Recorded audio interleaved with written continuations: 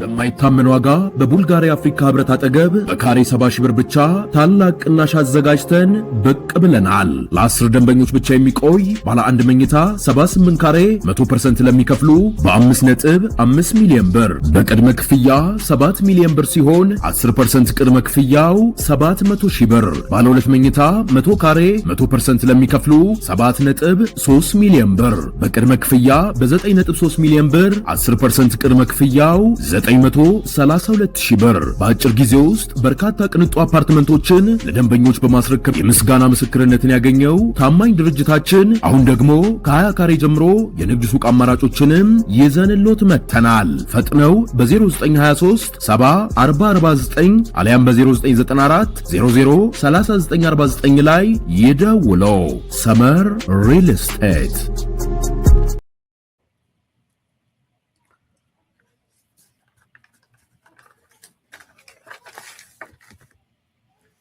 የጂኦግራፊ ለውጥ፣ የአገራት ግዛት ለውጥ፣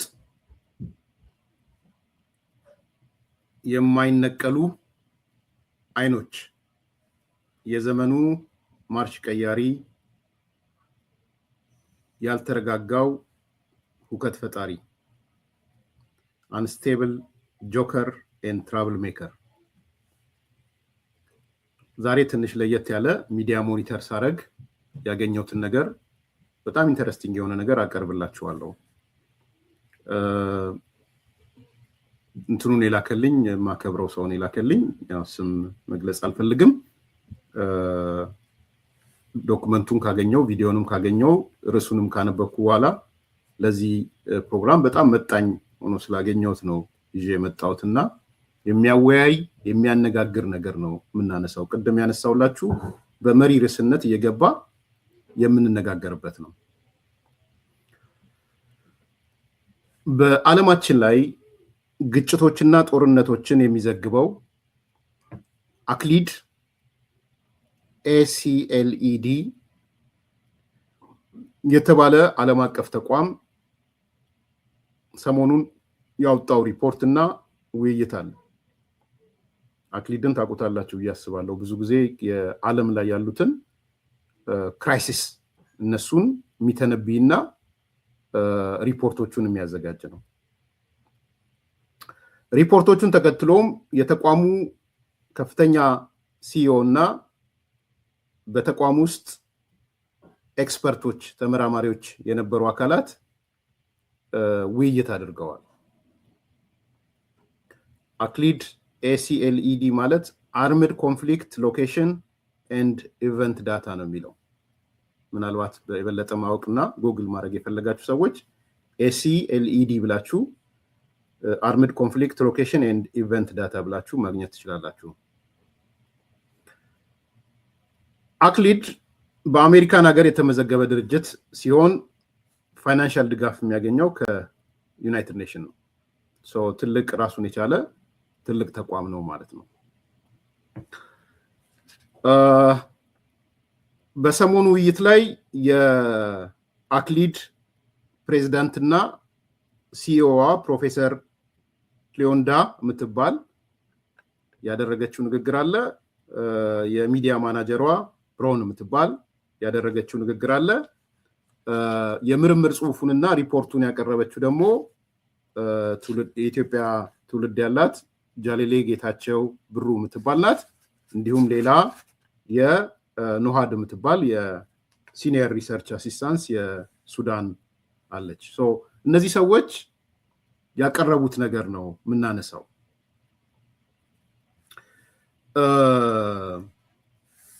እንግዲህ በጣም ጠቃሚ ነገሮች ነው የተነሱት። ውይይቱን ስታዩ ትወዱታላችሁ በእርግጠኝነት። ጃሌሌ ጌታቸው ሲኒየር አናሊስት ናት የአክሊድ።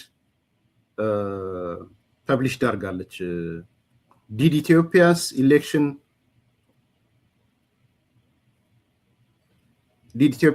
ወርስን ኤግዚስቲንግ ኮንፍሊክትስ የሚል የኢትዮጵያ ምርጫ ከምርጫው አንጻር ሊኖሩ የሚችሉ ውጤቶችንና ሂደቱን አንስታለች። እሱን አያይዘው ነው ምስራቅ አፍሪካ ወይም የአፍሪካ ቀንድ ምን ሊሆን ይችላል የሚል ነገር ያነሱት ማለት ነው።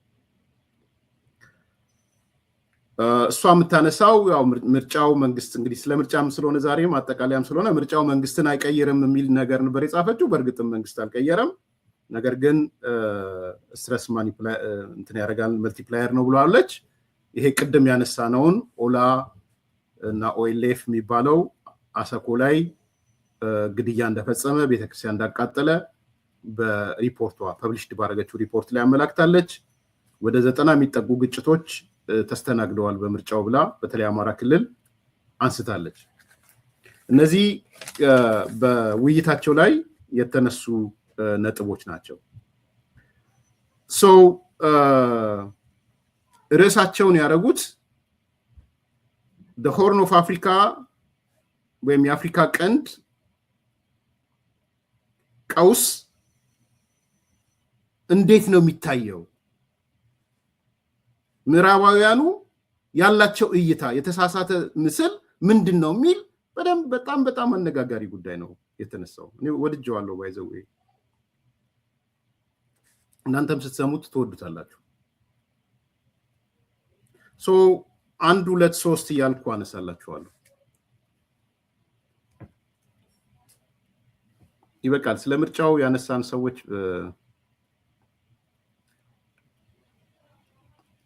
በአጭር ጊዜ መንግስት ሌላ አሁን ስራችን ይሆናል። አዲስ ኮምፓሶች ወደዚህኛው ተሸጋገሩ። በሰባተኛው ሀገር አቀፍ ምርጫ ያልነውን በቂ ነው፣ ይበቃል ውይይታችን። ወይም ሌላ ጊዜም ካለ እናነሳለን።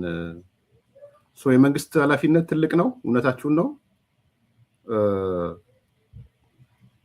ምስጋና ብቻ ሳይሆን ብዙ ነገር ማድረግ አለበትና አይ ቲንክ ሐሳባችሁን ላኩልን ወይም መነጋገር የምንፈልግ ከሆነ ሌላም ቦታ ሐሳብ እንለዋወጥበታለን።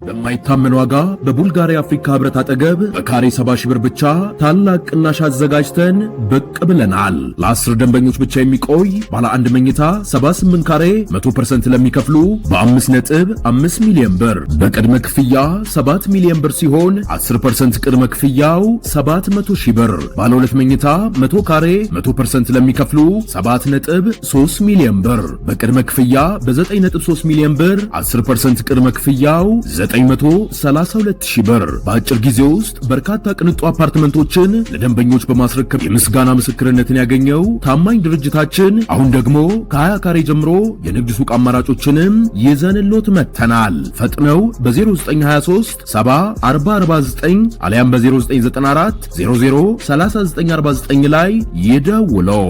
ሰመር ሪል ስቴት።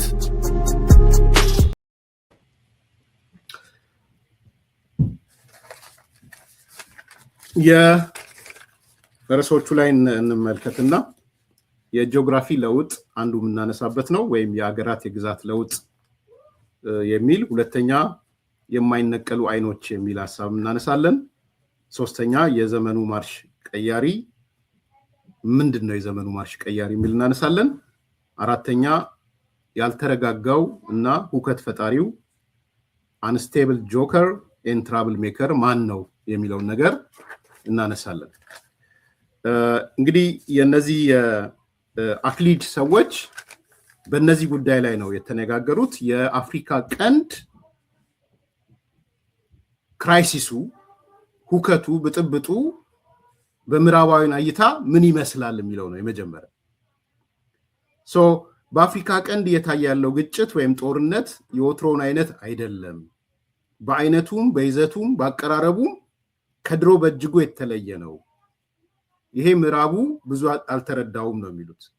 እንደውም በአፍሪካ ቀንድ ያለው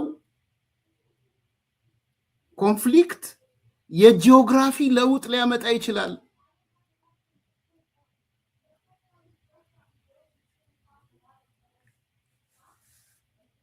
የቴሪቶሪ የግዛት ለውጥ ሊያመጣ ይችላል የሚል ሐሳብ ነው የተነሳው።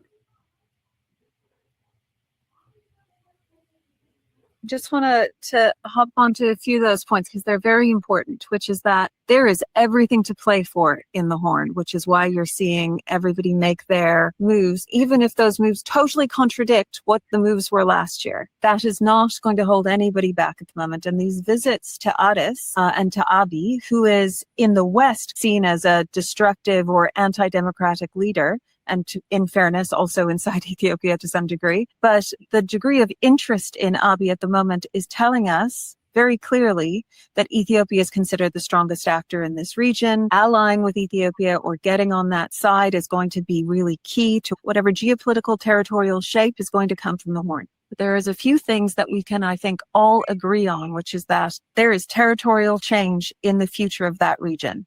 The countries we currently see will not look the same, maybe in a year, maybe in 2 years, but there will be shifts. And with that, there'll be a real power reorganization. And Ethiopia is currently set to benefit from that massively. The second thing I would say, and this is coming back to something that Jalali hasn't mentioned yet, but I think is both important, but not as important as the Western press is making out, which is that Ethiopia has just undertaken another election in which Abiy Ahmed, the prime minister, will certainly be re-elected, but that election doesn't matter. Right? It matters in the Western press to show that like he's become a little bit of a dictator, but it doesn't matter in the region.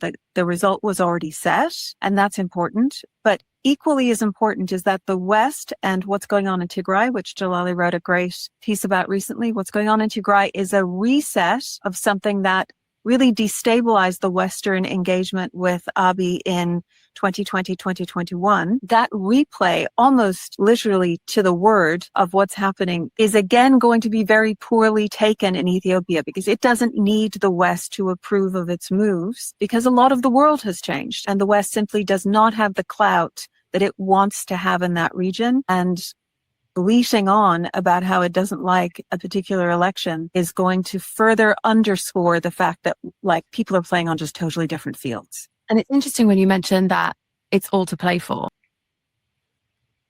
እቺ ፕሬዝዳንቷ ናት፣ የአክሊድ ፕሬዝዳንት ናት። እንግዲህ ዶክተር ናት፣ ፕሮፌሰር ናት። በጣም መሰረታዊ ነገር ነው የምታነሳው። አፍሪካ ቀንድ ላይ የሚካሄደው እንቅስቃሴ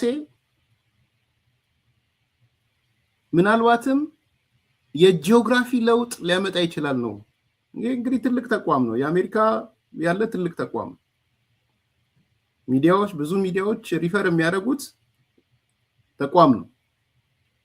ለስ ነው ክራይሲስ ግሩፕ ምናምን እንደምትሏቸው የራሱ ያጥኚ ቡድን ያለው ሪሰርች ያለው በዩናይትድ ኔሽን የሚታገዝ ነው እንዳያችሁት።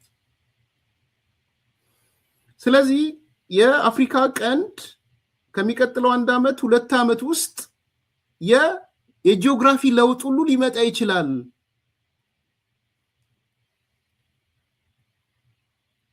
እስከዛ ድረስ ነው ሊሄድ የሚችለው። ያ ደግሞ ኢትዮጵያን የሚጠቅማት ሁሉ ሊሆን ይችላል። ኢትዮጵያን በሚጠቅም መልኩ የቴሪቶሪያል ቼንጅ ይኖራል ነው።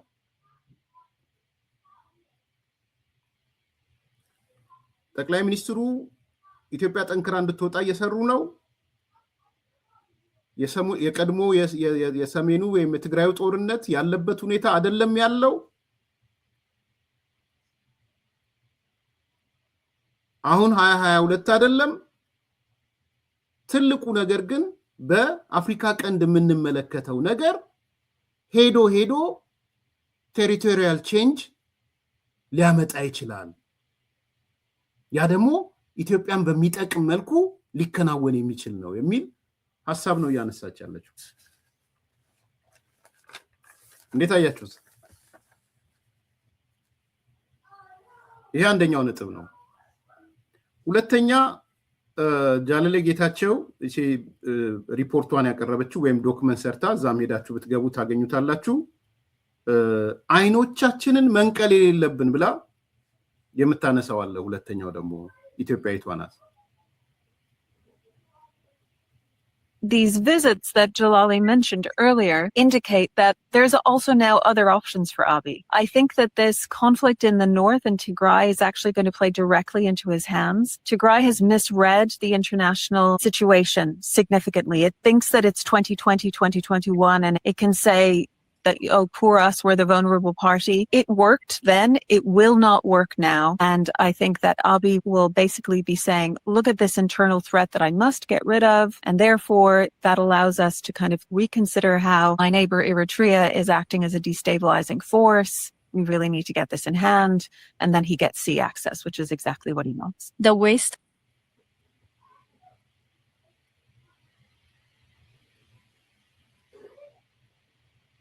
These visits that Jalali mentioned earlier indicate that there's also now other options for Abiy. I think that this conflict in the north in Tigray is actually going to play directly into his hands. Tigray has misread the international situation significantly. It thinks that it's 2020, 2021, and it can say that, oh, poor us, we're the vulnerable party. It worked then, it will not work now. And I think that Abiy will basically be saying, look at this internal threat that I must get rid of. And therefore, that allows us to kind of reconsider how my neighbor Eritrea is acting as a destabilizing force. We really need to get this in hand. And then he gets sea access, which is exactly what he wants. ፕሬዝዳንቷ ናት እንዳትረሱ የአክሊድ ዋናው የዚህ የግጭትና እንትኑ ዋና ፕሬዝዳንት ናት። ሰው ምንድነው ያለች ያለችው? ቅድም ያልኳችሁ የአፍሪካ ቀንድ የጂኦግራፊ ወይም የቴሪቶሪ ለውጥ በአንድ አመት በሁለት አመት ውስጥ ሊያመጣ ይችላል። አንድ ሁለተኛ በዚህ ውስጥ ደግሞ የኢትዮጵያው ጠቅላይ ሚኒስትር ትልቅ ሚና አላቸው። ሶስተኛ ለቲፒኤልኤፍ ነው፣ ለትግራይ ኃይሎች ቲፒኤልኤፍ ነው። ይሄ በኋላ መጣበታለሁ ብዬ ነው። ትላንት ዛሬ አይደለም።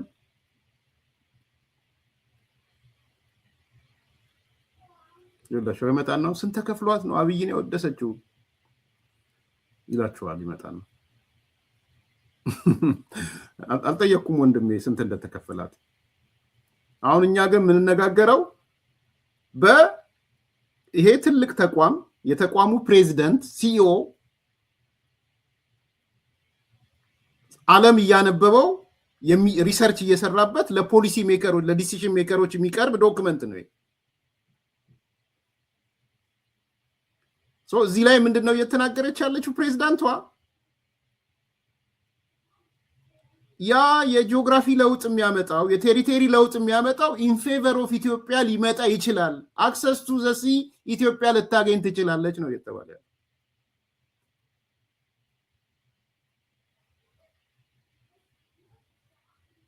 ሲ አክሰስ ሊያገኝ ይችላል ነው። ሶ በዓለም ደረጃ እየተነገረ ያለ ትርክት ይሄ ነው።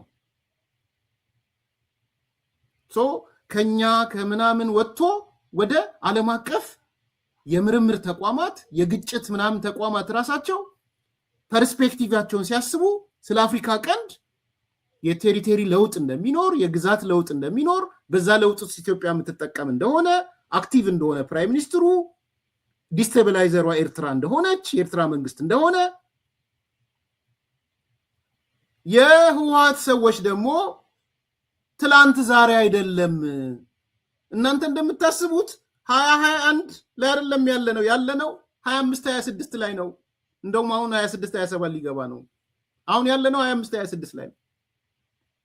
2026 ነው ያለነው። ስለዚህ 2026 ባለንበት ስለ 2020 ልታወሩ አትችሉም።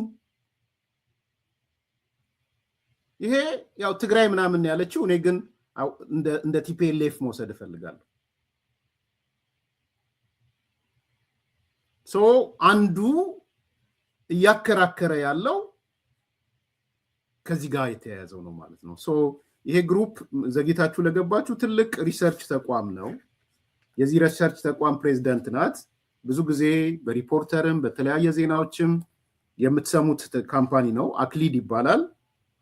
ACLED አርምድ ኮንፍሊክት ሎኬሽን ኤንድ ኢቨንት ዳታ የሚባል ነው። አሜሪካ የተመዘገበ ትልቅ ድርጅት ነው። በዓለም አቀፍ በዩኤን ኮምፕሌክስ ድጋፍ የሚደረግለት ነው በዩኤን ሶ አንዱ የሚነሳው ይሄ ነው በጣም በጣም በጣም ፓራዳይም ሽፍት የሆነ አተያይ ነው በነገራችን ላይ ሌላው ኢትዮጵያዊቷ የዚህ የፔፐሩን ያቀረበችው አይናችንን የማንነቅልበት ጉዳይ አለ ብላ የምታነሳው አለ እሱን ደግሞ እንስማው Ali mentioned earlier indicate that there's also now other options for Abiy. I think that this conflict in the north in Tigray is actually going to play directly into his hands. Tigray has misread the international situation significantly. It thinks that it's 2020, 2021, and it can say that, oh, poor us, we're the vulnerable party. It worked then, it will not work now. And I think that Abiy will basically be saying, look at this internal threat that I must get rid of. And therefore, that allows us to kind of reconsider how my neighbor Eritrea is acting as a destabilizing force. We really need to get this in hand. And then he gets sea access, which is exactly what he wants. The West have realized that there are other actors that Ethiopia could turn and ask for any assistance or have alliances. Because of this, in the past 1 month, I want to say, or 2 months, we have seen also a change from the West. For example, the European Union has lifted the sanction against Ethiopian government, which was posed during the 2020-2022 conflict in northern Ethiopia. The US has removed their sanctions as well on Abiy-led government, and the US held a meeting with Ethiopian Foreign Ministry in US to discuss how they can stabilize the region. US have a policy now, a new policy saying that we don't want to be directly involved in conflicts. They want to distance themselves, so they might want to use a country which seems strong in a specific region. So at this moment, it seems like they are turning back to Ethiopia and trying to resolve the conflict using Ethiopia. We don't know what's being said behind closed doors, but we can assume what's coming next. When you ask what's coming next, Ethiopia, I think, as Klina said, the election, I don't know why people are talking about it. We know who's በጣም ከባድ እንግዲህ ይሄ እሷ እቺኛዋ ደግሞ ሪሰርች ናት ፔፐሩን ያቀረበች ናት ብትገቡ አክሊል ላይ ገብታችሁ ብታዩ የሷን ሪፖርት ታያላችሁ የሰሞኑ ሪፖርት ያወጣችውና ጃለሌ ጌታቸው ብሩ ነው የምትባለው በቃ ምዕራባውያን አይናቸው ተመልሰዋል ነው ያለችው ባጭሩ ለጽንፈኞች ለዘረኞች መርዶ ነው መርዶ ነው እየነገሯቸው ያለው ዛሬ አሜሪካ ለኢትዮጵያ ላይ ጥላው የነበረውን ማዕቀብ አንስታለች ዛሬ አሜሪካኖቹ ከኢትዮጵያ ጋር ያላቸውን ግንኙነት አሻሽለዋል ዛሬ ገለልተኛ ሆነ አሜሪካ በኢትዮጵያ ውስጥ ጉዳይ የማትገባበት ሁኔታ ተፈጥሯል በአጠቃላይ በአገር ደረጃ አውሮፓ ህብረት በተመሳሳይ እርዳታውን ለቋል ድጋፉን ለቋል ይሄ እንትኑ እንግዲህ ዋናው ፖይንት እንድታሱ ሆርን ኦፍ አፍሪካ ነው የተነጋገርን ያለነው የዌስተርኑ መነጽር እየተቀየረ መሆኑን ነው ዛሬ ትላንት አይደለም ታደሰ ወርዶፋ እንዳልከው ዛሬ ትላንት አይደለም አልቆላታል ኢትዮጵያ የዲፕሎማሲ ክስረት የምናምን የከሰመ ነው ምናምን ይሉታል አሁን ያመጡት ቃል ደግሞ የዲፕሎማሲ ኩስምና ምናምን ይሄ ኩስምና ነው ትልቅ ተቋም እስቲ ተቋሙ ነው ውጡና አጣጥሉት ከክራይሲስ ግሩፕ ያልተናነሰ ተቋም ነው ኩስምና ምናምን የምትለው አይሰራም እንደሱ አይደለም አሁን ያለው ሁኔታ ኦሬዲ ኢትዮጵያ ከአሜሪካ ጋር ያላትን ግንኙነት አሻሽላለች ኢትዮጵያ ከአውሮፓ ጋር ያላትን ግንኙነት አሻሽላለች ጠቅላይ ሚኒስትሩ ፍላጎቱን አይደንቲፋይ አድርጓል እንደውም ጂኦግራፊካል ለውጥ በሚያመጣ መልኩ የአፍሪካ ቀንድ ነገ ከነጎዳ የምትናየው ቅርጽ ተቀይሮ ልናየው ሁሉ እንችላለን ኢትዮጵያ አክሰስ ቱ ዘ ሲ አግኝታ ልናገኛት እንችላለን በአንድ አመት በሁለት አመት ውስጥ እኔ በጣም ልቤን ያሞቀዋል ደስ ነው የሚለኝ እንዲህ አይነት ሪፖርቶች ሳይ መቼም ኮሰመነ ከሚባል ሚሻል ይመስለኛል ይሄን ነው እያለች ያለችው። ይሄ ጥናት ሰርታ ሪሰርች ሰርታ የዚህ ተቋም አካል ናት፣ ባይዘው ሲኒየር አባል ናት፣ ኤክስፐርት ናት የእንትኑ። Who's going to win? The election is just Ethiopian government, which was posed during the 2020. Therefore, that allows I wish ድጋሚ ብትሰሙት ደስ ስላለኝ ነው። ብትሰሙት ጥሩ ነው። Eritrea is acting as a destabilizing force. We really need to get this in hand. And then he gets sea access, which is exactly what he wants. The West have realized that there are other actors that Ethiopia could turn and ask for any assistance or have alliances. Because of this, in the past 1 month, I want to say, or 2 months, we have seen also a change from the West. For example, the European Union has lifted the sanction against Ethiopian government, which was posed during the 2020-2022 conflict in northern Ethiopia. The US has removed their sanctions as well on Abiy. America ሳንክሽኗን አንስታለች።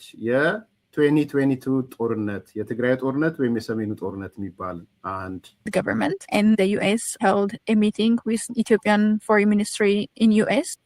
ኢትዮጵያና የኢትዮጵያ ውጭ ጉዳይ ሚኒስትርና የአሜሪካ ውጭ ጉዳይ ሚኒስትር አንድ ላይ ሜሞራንደም ኦፍ አንደርስታንዲንግ ተፈራርመው የጋራ መድረክ ፈጥረው የሄዱበት ነው። የምታውቁትን ነው እየነገሯቻችሁ ያለችው።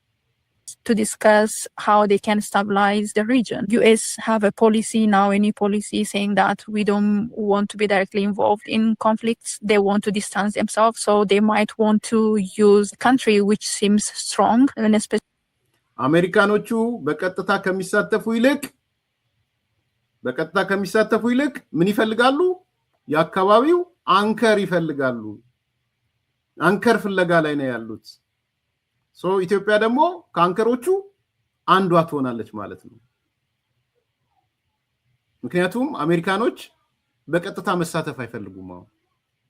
የየቀጠናው ወሳኝ አካላትን መያዝ ይፈልጋሉ። በየቀጠናው አፍሪካ ቀንድ ላይ፣ ምስራቅ አፍሪካ፣ መካከለኛው ምስራቅ ላይ ወዘተ አንከሮች ነው የሚፈልጉ። አንከር ስቴት የሚሏቸው አላቸው። ሶ በተለይ ክሊንተንም በዚህ በጣም የታወቀ ነው ይባላል። ክሊንተን አንከር ስቴት ፕሮዲውስ በማድረግ ሶ ኢትዮጵያ እነሱ ቀጥታ ከዚህ በኋላ ፖሊሲያቸው ላይ በእያንዳንዱ ሀገር ገብተው ጣታቸውን መሰንዘር ስለማይፈልጉ አሳን አንከር ስቴት ኢትዮጵያን የሚያደርጉበት ሁኔታ የተፈጠረ ነው። ኢትዮጵያ ትልቅ ናት፣ ባይዘው በኢኮኖሚውም በምኑም ትልቅ ናት። ሶ ያንን የምስራቅ አፍሪካ ላይ ያለውን ነገር ያ ጀነራሉ መጥቶ የምታስታውሱት ነው። የዚህ ትራምፕ አማካሪ መጥቶ የምታስታውሱት ነው። አንከር ስቴት ነው የምትሆነው ኢትዮጵያ እያለ ሲናገሩ የነበረበት ማለት ነው። ሶ እሱ ነው ያነሳች ያለችው። ይሄ ኩስምና ነው የኔ ወንድም። አንተ ነህ መሰለኝ ጭንቅላት ኮስሙኗል መሰለኝ። So at this moment, it seems like they are turning back to Ethiopia and trying to resolve the conflict using Ethiopia. We don't know what's being said behind closed doors, but we can assume what's coming next. When you ask what's coming next, Ethiopia, I think, as Klina said, the election doesn't matter. I don't know why people are talking about it. We know who's going to lead, who's going to win. The election is just stress multiplier. This is what we have seen the past 1 week. Since last week, because the election was last Monday, so since last Friday, the already existing armed groups, the Fano militias, the Oromo Liberation Army, OLA, and so on, they initiated a new round of violence to disrupt the election. That happened, and it seems like now this week or after the election things will calm down compared to what happened in like 2 days before the election and on the election day and so on. What we need to keep an eye is, as I said in my recently published ACLED report, is that what's going to happen in Tigray. How is TPLF going to continue? For example, TPLF took over the Tigray regional government and reinstated the previous council, ignoring the interim government established because of the peace agreement. I think the next step for TPLF is to take the disputed Western Tigray, which also borders Sudan. And on the same day, the TPLF reinstated the regional government, SAF in Sudan, Khartoum, accused the Ethiopian government of launching drone strikes which attacked Khartoum. And the same week, SAF also mobilized its troops near to the Ethiopian border, specifically near to the Western Tigray. So the opposition groups, including TPLF, the Eritrean activists, and other insurgent groups have also met in Port Sudan in mid-May after the SAF accused. So there are some tensions happening, so we should keep an eye on what's happening in Tigray, in Ethiopia. For Somalia, as Klina said previously, the government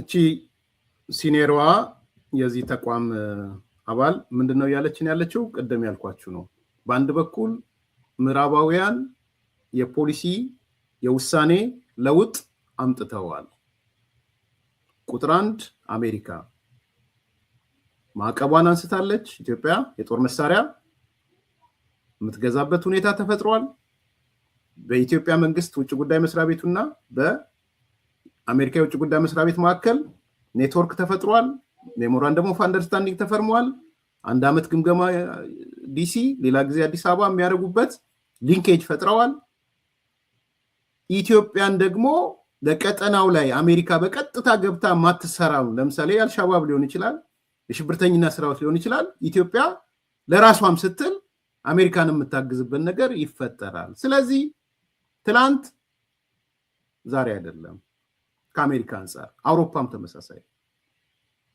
አንደኛው እንትን ሐሳቤ ይሄ ነው ሁለተኛ ግን ያነሳችው ቲፒኤልኤፎችም ዘመናቸው አልፏል ስቲል ግን የቀጠናውን ኢትዮጵያን ጨምሮ የቀጠናውን ሁከትና ብጥብጥ ካሰብን አይናችንን ከቲፒኤልኤፍ ላይ አንንቀል ነው ያልቻለ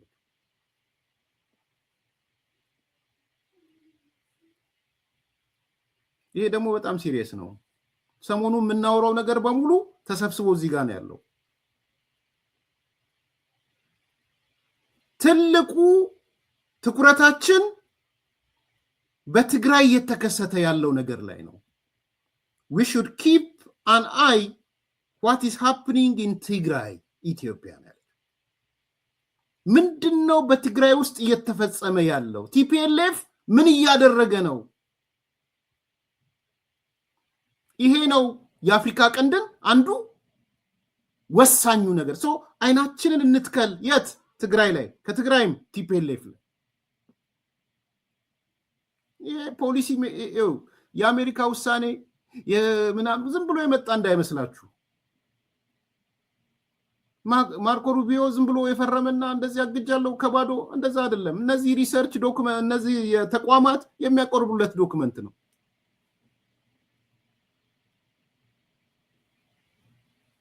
አይናችንን መንቀል የሌለብን በትግራይ ውስጥ እየተካሄደ ያለው ነገር ነው ቀጣዩ የህወሓት እርምጃ ወሳኝ ነው በኔ እምነት አለች ቲፒኤልኤፍ አወዛጋቢ ወደ ተባለው ምዕራብ ትግራይ ሄዶ ሊቆጣጠር ይችላል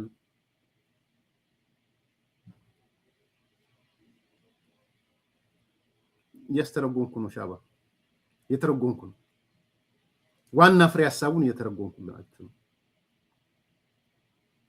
ምንድነው የተናገረችው ቀጥሎ አይኖች ሁሉ ወደ ትግራይ ማምራት አለባቸው ከጸጥታ አንፃር ነው ከሁከት ከኮንፍሊክት ከምናምን አንፃር ነው ቢኮዝ ቲፒኤልኤፍ የሚባል አካል አለ ያ አካል ህገወጥ ስራ እየሰራ ነው ጊዜ አስተዳደሩን አፈረሰ ምክር ቤቱን 6 ዓመት ያለፈበት ምክር ቤት መለሰ አሁን ደግሞ አለች በቀጣይ ጊዜያት እነሱ ምዕራብ ትግራይ ወደሚሉት ወደ አወዛጋቢ ቦታዎቹ ኮንቴስትድ ሆነው ሄደው ሊወሩ ነው ሊቆጣጠሩ ነው ሶ የሚመጣውን ኮንፍሊክት ነው እየተናገሩ ያሉት በደንብ ይግባችሁ ይሄ ብቻ ግን አይደለም ማለች የቲፒኤልኤፍ ፋይሎች ከኤርትራ አክቲቪስት ምናም ከሚባሉ ጋር ሆነው ከሱዳን ጋር ሆነው ከኢትዮጵያ ታጣቂዎች ጋር ሆነው ፖርቱ ሱዳን ሄደው ደግሞ እኛ ምንለውን ጽምዶ ፈጥረዋል ስለዚህ የቀጣይ የስጋት የቀጠናው የቀንዱ የስጋት ምንጭ ከትግራይ ነው የሚመነጨው የተባለ ተከራከሩ። ውሸት ነው እውነት ነው ልክ አይደለም ልክ ነው። ኢንተርናሽናል ኮሚኒቲው ኢንተርናሽናል ተቋማት የሚነጋገሩት በዚህ መልኩ ነው። ይሄ የአሜሪካ ተቋም ነው፣ ትልቅ ተቋም ነው። በደንብ አንደርስታንድ አድርጉ። ሪፖርተር ዜና ላይ ታገኙታላችሁ፣ ቢቢሲ ዜና ላይ ታገኙታላችሁ፣ የኢትዮጵያ ዜናዎች ላይ ታገኙታላችሁ። ኮንፍሊክት እያነፈነፈ ሪፖርት የሚያደርግ ተቋም ነው። ዩናይትድ ኔሽን ነው ሳፖርት የሚያደርገው። ስለዚህ ቲፒኤልኤፍ የጥፋት በደብረ ጽዮን ቲፒኤልኤፍ የጥፋት ማግኔት ነው የምንለውን ነገር ሴትዮዋ በሌላ መንገድ ገለጸችው። የምስራቅ አፍሪካ የአፍሪካ ቀንድ የጥፋት ማግኔት ህወሓት ነው፣ የደብረ ጽዮን ህወሓት።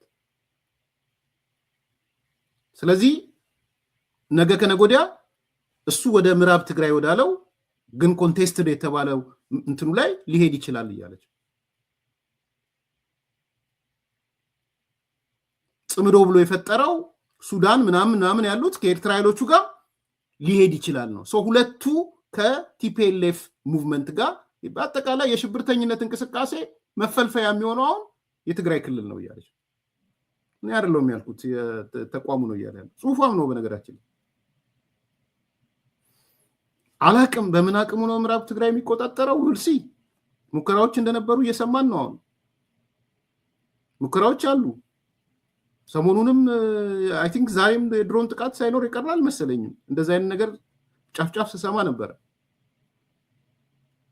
እና አሁን ልክ ነው ልክ አይደለም የሴናሪዮ ነው እየሰራን ያለን።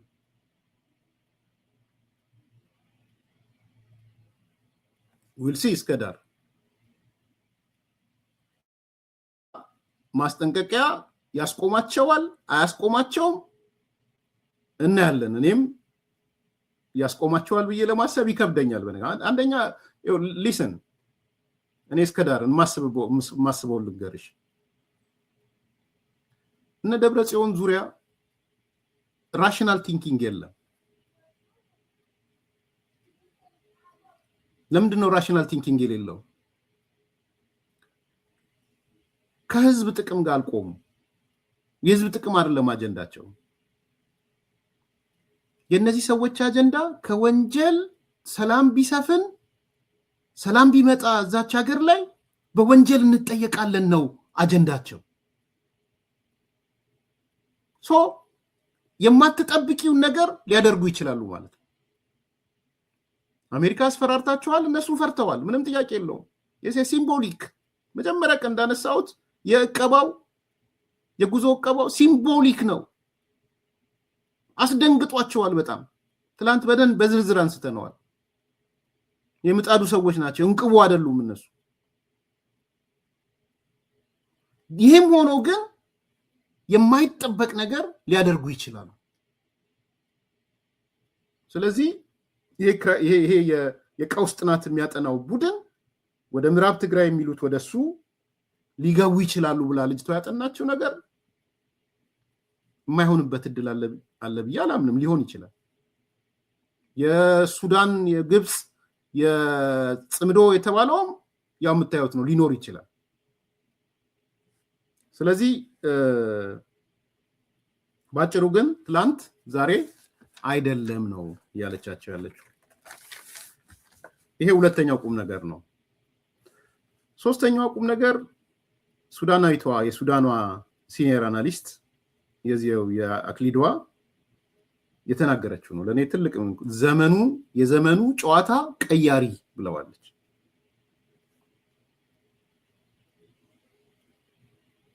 የዘመኑ ጨዋታ ቀያሪ በሉና ርስት እስቲ ገምቱ። ማን ነው የዘመኑ ጨዋታ ቀያሪ? ስንነጋገር አሁን ያለንበት ዘመን 1980 አይደለም። አሁን ያለንበት 19 አይደለም። አሁን ያለንበት ዘመን 20 አይደለም። አሁን ያለንበት ዘመን 21ኛው ክፍለ ዘመን ነው ስንል በ21ኛው ክፍለ ዘመን ጨዋታ ቀያሪ ነገር ምንድነው? እስቲ ንገሩኝ። ማን ነው ጨዋታ ቀያሪ? የዘመኑ ጨዋታ ቀያሪ ትላንት ዛሬ አይደለም ስንል ማን ነው ትላንት ዛሬ አይደለም ካደረጉት ነገሮች ትልቁና ዋናው ምንድነው? እስቲ እንዴ ገምቱ እስቲ። ትመጣለች ሱዳንያ ተዳው ሲኒየር አናሊስቷ መጣ የዘመኑ ጨዋታ ቀያሪ ነገር ብላ ትነግረናለች። ትላንት ዛሬ አይደለም በሚለው ርዕስ ማለት ነው።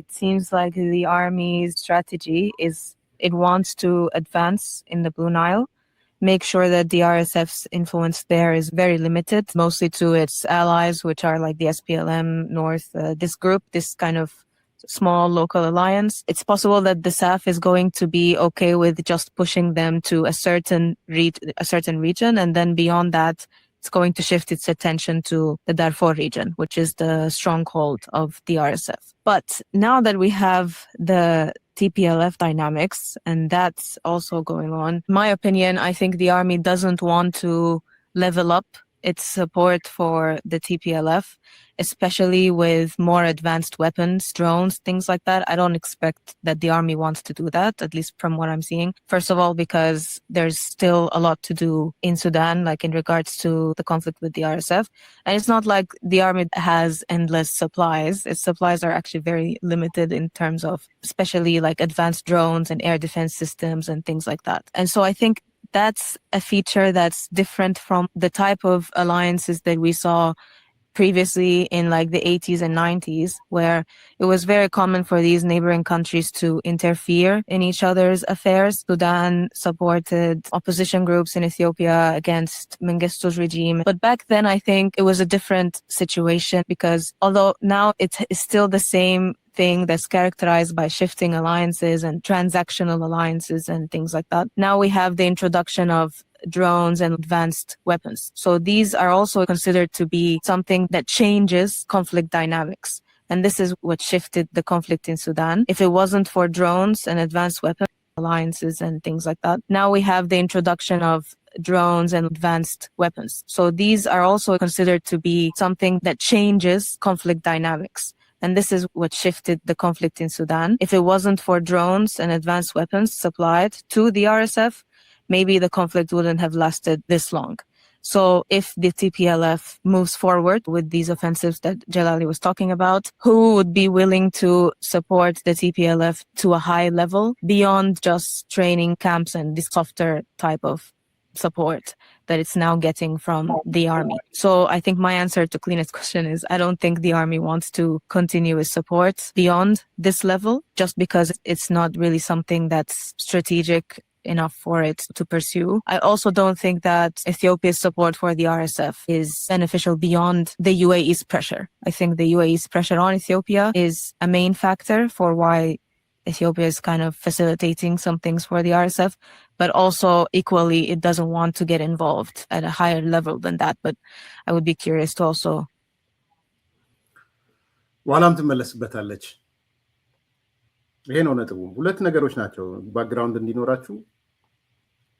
ጥያቄው ምን ነበረ? የአልቡርሃን ኦኬ እንደዛ ከሆነ ጽምዶ ከፈጠሩ አልቡርሃን ምን ያህል ድጋፍ ሊያደርግለት ይችላል ቲፒኤልኤፍ የሚል ነው ጥያቄው። በተመሳሳይ ንግግርም የኢትዮጵያ መንግስት አርኤስኤፍን ምን ያህል ሊረዳው ይችላል የሚል ነው ጥያቄው። ባክግራውንድ እንዲኖራችሁ ብዬ ነው። ሶ የዚህ ተቋም ሲኒየር አናሊስቶች ምንድነው እያሉ ያሉት?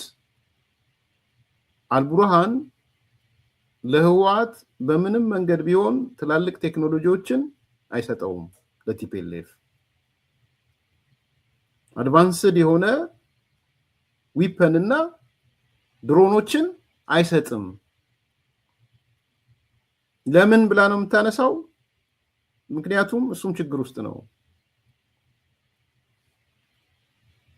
ራሱ አልቡርሃን ችግር ውስጥ ስለሆነ ተሸጋግሮ እነዚህን ድሮኖችና አድቫንስድ ዊፐንስ ሊሰጠው አይችልም ነው። ኢኳሊም የኢትዮጵያ መንግስትም ያንን አያረግም ትላለች ለአልቡርሃን ለአርኤስኤፍ። በሌላ በኩል ግን ምንድነው የምታነሳው? ዘመኑ 20ኛው ዘመን አይደለም 19ኛው ክፍለ ዘመን አይደለም። አሁን ነገሮችን ግልብጥብጡን የሚያወጣው አድቫንስድ ዊፐኖችና ድሮኖች ናቸው። ይሄንን ነው መቀበል ያቃታቸው። በነገራችን ላይ ቲፒኤልኤፎች ህወሓት መቀበል ያቃተው ነገር ይሄንን ነው። አሁን በሂውማን ዌቭ የሚባል ነገር አይሰራም ከዚህ በኋላ። ነገ ከነገ ወዲያማ እየባሰ ነው የሚሄደው። አለቀ በቃ።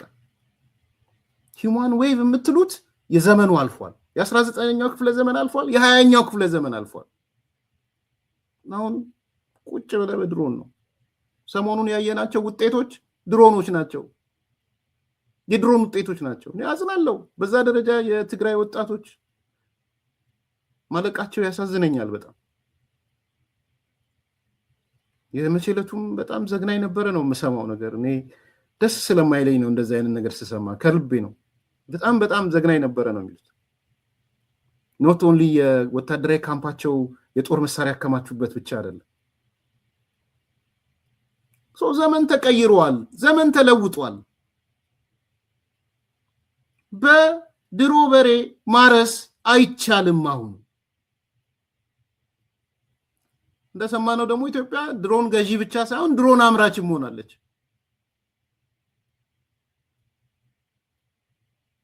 ምን ማለት ነው? ድሮን ማምረት ማለት ምን ማለት ነው?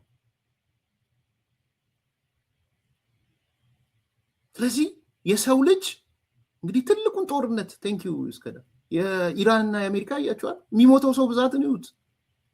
የቴክኖሎጂዎቹን አማውንት ግን በዶላር አስቧቸው ምን ያህል እንደሆኑ፣ ምን አይነት ቴክኖሎጂዎች እንደሆኑ፣ ምን ያህል ደግሞ አኩሬት ምንድን ነው ይሄ ቦታው ላይ ታርጌታቸው ምን ያህል እንደሚመቱ እንደ በጣም የምትደነቁበት ዘመን እኮ ነው። ዋናውን የኢራን ሰው እኮ ዋናዎቹን እየመረጠ በታርጌት እንግዲህ ፕሪሲሽን ነው የምትሉት አይደል?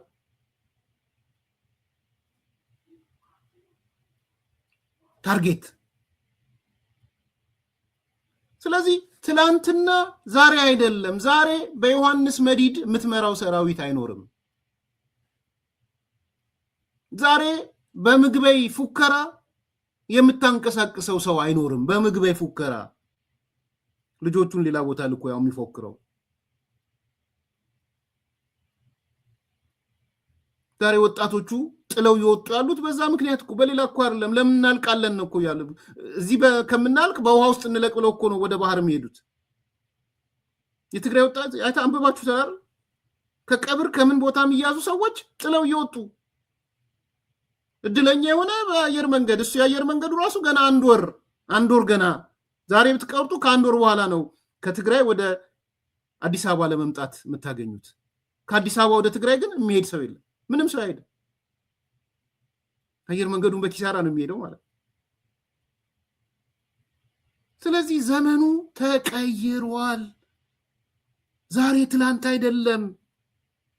የምግበይ ሰራዊት አይደለም የሚሰራው። የወርቅ አይኑ ሰራዊት አይደለም አሁን የሚሰራው። የፍስሐ መንጁስ ሰራዊት አይደለም አሁን የሚሰራው። የመዲድ ፉከራ አይደለም የሚሰራው። የወዲንበቴ ፉከራ አይደለም የሚሰራው። ይሄንን ነው እየነገሩን ያሉት እነዚህ ሰዎች። የዘመን ጨዋታ ቀያሪ ነገሮች መጥተዋል። በቃ አለቀ።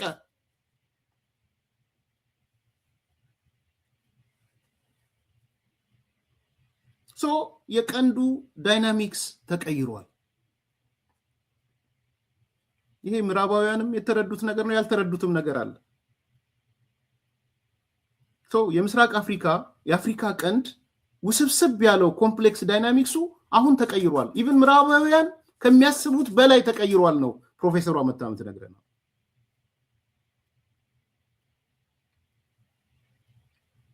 ፕሮፌሰሯ ቀላል ሰው አይደለችም። በጣም ኃይለኛ እይታን ያላት አይ ቲንክ ቅርበት ያላቸውም ሰዎች ሲነግሩኝ ኃይለኛ ሰው ናት። ቅድም የጂኦግራፊ ለውጥ ይመጣል፣ የቴሪቶሪ ለውጥ ይመጣል ያለችው ሴትዮ ፕሮፌሰር ሲኦዋ ማለት ነው።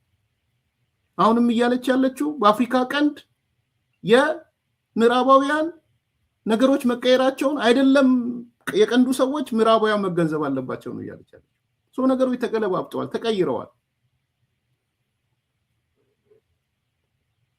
I think that we're onto something here in that the Horn looks like it has the same extremely complex dynamics, but really both the agents that are making these dynamics really move, there's pretty fortified governments within the Horn itself, means that people can often misread this as a continuation of the 80s, or they misread it as we should look at these conflicts as, you know, a humanitarian crisis first, or really through the lens that we at the West might be much more comfortable looking at them through. But that's the wrong way of understanding what's happening here, both in terms of the frontline adoption of some of these technologies across Africa, change, the interest of these competing middle powers, especially from the Gulf in this region, the very high likelihood of territorial change that is in many ways going to happen because it's beneficial to some of these middle powers or these rising powers much more so than the status quo is. And then also the just general change of people not taking the Western lens to understand these conflicts in general is forcing us to look at the reality of these conflicts, how they are actually playing out, rather than maybe the kind of output or the kind of ending that we would have wanted or expected. I can just also add to that, which I'll ሰማችኋታል ፕሮፌሰሯን ሲኦዋን የቀንዱ ዳይናሚክስ ተቀይሯል ኮምፕሌክስ ዳይናሚክስ ሆኗል የአፍሪካ ቀንድ ኢቭን ምዕራባውያን ሊያስቡበት የሚገባ ነገር ነው ያነሳች ያለችው የቴክኖሎጂ ለውጥ አለ መካከለኛው ምስራቅ ኢመርጂንግ ፓወር የሚባሉት እየመጡ ነው አረብ ሀገራት ምናምን የሚባሉት የጂኦግራፊ ለውጥ የቴሪቶሪ ለውጥ እየመጣ ነው ስለዚህ ንባባቸውን ማስተካከል አለባቸው ሪዲንጋቸውን ሚስሪድ ያደረጉትን ነገር ሼፕ ማድረግ አለባቸው አሁን እየመጣ ያለው ነገር የተለወጠ አዲስ ኢንቫይሮንመንት እንደ ድሮ እንደ ሁማኒቴሪያን ምናምን እየተባለ ብቻ የሚታሰብበት ሁኔታ አይደለም ነው ያልቻለ በጣም ገላጭ ውይይት ነው በማጠቃለያ የመጨረሻ የኢሳያስ አፈወርቂ ሚና የኤርትራን ሚና ፕሮፌሰሯም ታነሳለች ሌላኛውም ተመራማሪ ታነሳለች ምን ያህል ኢሳያስ አፈወርቂ just like የሰሜን ኮሪያ አይነት ሰው እንደሆነ ዋነኛው አዋኪ እንደሆነ እንትን ነው የምትለው ቶታል ትራብል ሜከር ነው የምትለው ይሄ እንግዲህ ይሄ አንደርስታንዲንግ የታለ ማለት ነው የአሜሪካ መንግስት ጋር ወለል ብሎ ተቀምጧል ማለት ሶስቱን ትንሽ እንስማው ረዘም ይላል ግን በማል ገባል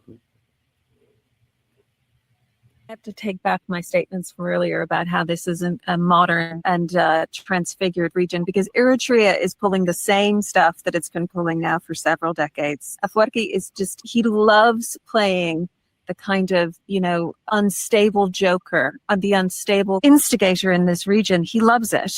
He neither benefits nor does it have a huge cost, because he basically runs the place like a little North Korea, and he just wants to destroy the plans of others who might seek to benefit either from Eritrea's geopolitical positioning or its actual geography more so than anything else. But he's a total troublemaker, that fella, and always has been. But maybe Jalale feels nicer about it. This will give me also an opportunity to answer Nohad's question of who will support TPLF by providing drones and other sophisticated weapons. My answer is the Eritrean government. Since the alliances changed, for those who don't know, during the northern conflict between 2020-2022, the alliances was TPLF was by itself in the territory, and the Eritrean government was aligned with the Ethiopian government along with Fano militias. But after the signing of the Pretoria peace agreement, the alliances has shifted. So the current እንግዲህ መጀመሪያ ያለችውን ሰምታችኋል ፕሮፌሰሯ ወይም ዳይሬክተሯ ሲኦዋ ማለት ነው ኢሳያስ ማለት ያለ መረጋጋት አለቃ ነው ያለችው ቀጠናው እንዲረጋጋ የማይፈልግ ችግር ፈጣሪ ትራብል ሜከር ነው ያለችው የሌሎችን እቅድ በማፍረስ የሚንቀሳቀስ ማለት ነው። የሰሜን ኮሪያው ሰው ነው። በእነዚህ የፖሊሲ ዶክመንት የሚያቀርቡ ሰዎች ኢሳያስን የሚረዱት በዚህ ደረጃ ነው። የቀጠናው አዋኪ እቅድ እንዲኮላሽ የሚያደርግ የራሱ እቅድ የሌለው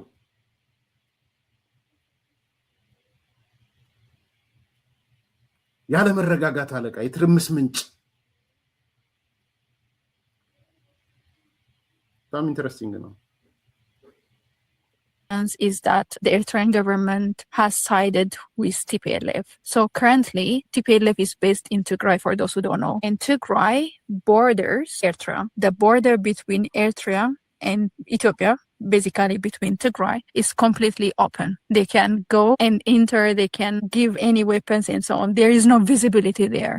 So even though the drones changed the dynamic of the 2020-2022 conflict to the federal government, because at that time TPLF didn't have any drones at that time. We know that now the top TPLF officials are telling us how they tried to acquire these weapons, but they were not successful at that time. But at this moment, I think they have it. They have some kind of drone. And that's part of why the TPLF is taking these changes within Tigray. So Eritrea is playing a very big role when it comes to Ethiopia in this way. They are also supporting, allegedly, let's say, some members of Fano militias, and there are also rumors of them working with the OLA. I don't want to jump a lot to Sudan as well, but I know that for Sudan as well, Kassala state and so on, they have been training different armed groups, ethnic groups and so on within their own territory. They are also hosting expensive drones and other jets and so on within their territories for staff in Sudan. So they are hosting it to keep it safe from the aggressive drone strikes. So Eritrea is playing a big role in this situation. I really think that like a lot of TPLF is all talk. They're all talk about bigging themselves up, but effectively ኢትዮጵያዊቷ እንግዲህ ለየት ያለ ሐሳብ ያነሳችው ያው አንዱ ቦርደሩ ክፍት ነው አሁንም ነው የምትለው። ሁለተኛ ያው ድሮን ዳይናሚክሱን የበፊቱን ጦርነት አሁን ያለውን ቀይሮታል ብላ የሆነ አይነት ድሮን ግን አላቸው ነው የምትለው ህዋቶች። እንግዲህ መረጃ ይኖራት ይሆናል የሆነ አይነት ድሮኖች አላቸው የሚል የደረሳት መረጃ ሊኖር ይችላል። ግን እኔ ጥያቄ የሆነ አይነት ድሮን ቢኖራቸው እስከዛሬ ለምን አስቀመጡት የሚል ጥያቄ አነሳለሁ። I don't know finding ዋኬት ምክንያቱም እነሱ በርግጥ በተደጋጋሚ ይናገራሉ ብቻ ሳይሆን ጌታቸው ረዳም ነግሮናል እኮ ድሮን በስንትና ስንት ሚሊዮን ምናምን ብሎ ማለት ነው። ሁለተኛ ድሮን ባይ ኢትሰልፍ ብቻ ነው ወይስ እንዴት ነው ድሮንን ደግሞ በደንብ ኤክሰርሳይዝ የምታደርግበት? ነው ካውንተር ድሮን ከሆነም አላቅም ጸረ ድሮን ማለት ነው። ስለዚህ አንዱ ለየት ያለ ሐሳብ ያነሳቸው ይሄንን ነው የሆነ አይነት ድሮኖች አሏቸው የሚል ነገር አንስታለች። ዘን በመጨረሻ ሲዮአም ታነሳው እንስማና እንጨርሳለን። Group that lost the conflict, right? Suffered terror. They're all talk about bigging them to wish. I really think that like a lot of TPLF is all talk. They're all talk about bigging themselves up, but effectively this is a group that lost the conflict, right? Suffered terrible atrocities, often at the hands of these Eritreans that they're now allied to, or so claim to be allied to. But we've got the same characters in the TPLF, minus a few of the more effective ones. And we have the same population in Tigray, none of whom are able to really amount to much in terms of having the same level of military experience or weaponry that they would have 5-6 years ago. And it's all bloody talk. Eritrea has basically two pennies to rub together. It might have gotten a stray drone from here, there, wherever, but this is all just an attempted repeat of a war that they lost. They actually lost it, and then they told their people that they won. It's an absolute travesty what's going on. Do you recognize that? ከዚህ ቀጥሎም ያለ ነበር ይበቃል ብዬ ነው እንጂ ምን ያህል ቲፒኤልኤፎች እንደሚዋሹ ያለፈውን ጦርነትም ተሸንፈዋል ከተሸነፉ በኋላ ግን ለህዝቡ አሸንፈናል እያሉ እንደሚናገሩ በመሃል ላይ ኢትዮጵያዊቷም ስምምነቱ ሲካሄድ የህወሓት ተሸንፎ ነው ስምምነቱን ያደረገው ግን ከሆነ ጊዜ በኋላ ለህዝባቸው አሸንፈናል ብለው በኋላ ህዝቡ ገባው ተረዳ ምናምን የምትልበት ዝርዝር ነገር አለ እኔ ዋናው ነጥቦች ይዤ ልምጣ ብዬ ነው ስለዚህ መጨረሻ ላይ ያነሳችው ፕሮፌሰሯ እነዚህ ያጡ ሰዎች ሄዶ ከሻቢያ ጋር የተጣበቁበትን ነው የምታነሳው እያንዳንዱ ነገር ያጡ ሰዎች ናቸው ባጡበት ነው ኢሳያስ ጋር የተጣበቁት ማለት ነው ስለዚህ ጠቅላላ አርገን ስናየው እንግዲህ የዚህ ትልቅ የምርምር ተቋም ነው ትልቅ የኮንፍሊክት የሚያጠና ተቋም ነው በአንድ በኩል የትላንትናውን ገምግመዋል የዛሬውን ገምግመዋል ነገ ምን ሊሆን ይችላል የሚለውን ገምግመው አሳይተውናል ጠቅለል ተደርጎ ሲታይ ለኔ እንደ ቴክ የወሰድኩት አንደኛ ፕሮፌሰሯ የተናገረችው የሲኦዋ የተናገረችው በሚቀጥለው 1 አመት 2 አመት የአፍሪካ ቀንድ ላይ የጂኦግራፊ ወይም የቴሪቶሪ ለውጥ ሊመጣ ይችላል የሚል አንደኛ በደንብ መነጋገር የሚያስፈልግ ሁለተኛ ይሄ የጂኦግራፊ ለውጥ ደግሞ ኢን ፌቨር ኦፍ ኢትዮጵያ ደግሞ አክሰስ ቱ ዘ ሲ ወይም የባህር በር መግቢያ የምታገኝበት ሊሆን እንደሚችል ያነሳችበት ነው ሶስተኛው ቴክ አሁን ያለው ዳይናሚክስ አሁን ያለው የአፍሪካ ቀንድ ምዕራባውያን በድሮ መነጽራቸው የሚያዩት አይደለም መነጽራቸውን ያስተካክሉ እንደ ትላንትና የሰብአዊ መብት ወይም ሁማኒቴሪያን ምናምን የሚሉት ሳይሆን ብዙ ነገሮች ተቀያይረዋል አፍሪካ ቀንድ ላይ የመካከለኛው ምስራቅ ሰዎች እየመጡ ነው አረቦቹ ምኖቹ ሚድል እንትኖቹ የቴክኖሎጂ እየመጣ ነው የጂኦግራፊ ለውጥ እየመጣ ነው ስለዚህ በድሮ መነጽር ሁማኒቴሪያን ምናምን እያልክ ልትለው የምትችለው ነገር አይደለም ትኩረት ለአፍሪካ ቀንድ ያስፈልጋል ሌላው ምን ወስደው ቁም ነገር የኢትዮጵያ ዲፕሎማሲ ደግሞ ተቀይሯል በተለይ ከምዕራባውያን ጋር ያለው ዲፕሎማሲ ከሞላ ጎደል ከአሜሪካን ጋር ተሻሽሏል ከአውሮፓዎቹ ጋር ተሻሽሏል 1 2 3 ከአሜሪካ ጋር የተያያዙት ማለት ነው ስለዚህ ኩስመና ምናምን ሳይሆን ኢትዮጵያን እንደ አንከር ስቴት የማየት የሰላም አማራጭን የቀጠናው ላይ ሰላም የምታመጣበትን አማራጭ የማየት ስራ ነው አሜሪካኖቹ ጋር እየታየ ያለው ስለዚህ ይሄ ለቀጠናው ላይ ትልቅ ሽፍት የሚያመጣ ነው የሚል ከትላንትና አቀባ ተነስቶ ትላንትና የጦር መሳሪያ አቀባ የግንኙነት አቀባ የነበረው በሙሉ እንዲቀር ተደርጓል ይሄ ምን ይፈጥራል ነው ያለች ያለችው ለኢትዮጵያ እንደ የጀርባ አጥንት ይሆናል የዲፕሎማሲ ድል ነው ማለት ነው ሌላው እንደማጠቃለያ በተለይ የሱዳና ደግሞ ያነሳችው ኤሴተር እንትን ነው ዘመን ተቀይሯል ትላንት ዛሬ አይደለም የዘመኑ ማርሽ ቀያሪ ተቀይሯል ሂውማን ዌቭ የሰው ማዕበል ሳይሆን ዘመናዊ ቴክኖሎጂና ድሮን ነው እነዚህ ናቸው የኮንፍሊክት ዳይናሚክሱን የቀየሩት ምስራቅ አፍሪካም ላይ ተመሳሳይ ነው ስለዚህ ትላንት ዛሬ አይደለም የትላንትና ግምገማን ይዘ ተገትረሽ ቅሪ ሆነ መቀጠል አትችልም የተለወጠ ኤንቫይሮንመንት ነው ያለው የሚል ነገር ነው ቤዚካሊ የተነሳው ማለት ነው ስንጠቀልለው ይሄ ነው ኢሳያስ አፈወርቂ የቀጠናው የቀንዱ ዋነኛ ሁከት ፈጣሪ ዋነኛ ትራብል ሜከር ቶታል ትራብል ሜከር በሰዎች እቅድ ማኮላሸት የሚደሰት የሰሜን ኮሪያ አይነት ባህሪ ያለው